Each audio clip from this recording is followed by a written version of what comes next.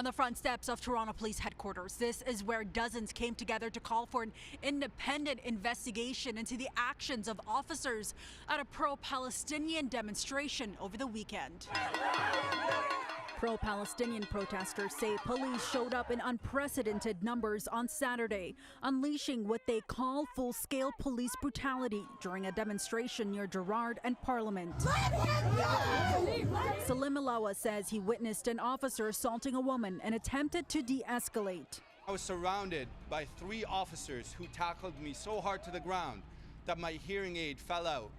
The officer then stepped on my hearing aid and kneed on my stomach with all his weight. He's beat up, he's bleeding! An attending photographer says police hit him in the face with his own camera. During all of the pushing and pulling by the police, they left us with nowhere to go, and I was grabbed by my head, pushed over the police line, forcibly thrown to the ground. 2 women are facing assault charges. Police say one threw horse manure at officers and the other allegedly used a flagpole to spear at an officer.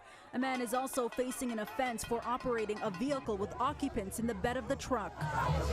Toronto police say protesters became physically aggressive towards officers. Quote, police employed appropriate and necessary force to preserve public and officer safety while maintaining order during protest activity, particularly when faced with violence and aggression. Protesters were free to depart the event at any time.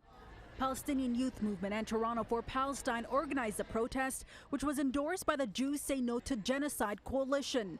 All 3 are calling for accountability. The mayhem of police brutality that occurred on Saturday was premeditated.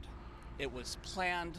It did not happen by accident. What's happening now is just a further escalation of the powers of the police to do whatever it sees fit in order to crush any kind of uprising. Hello, everyone. The Prime Minister, who was in Scarborough for a separate event today, also weighed in. Protest needs to be done peacefully in a way that doesn't endanger other people's lives.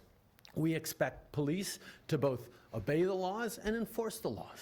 Organizers say they'll continue to protest. Our families are being murdered overseas.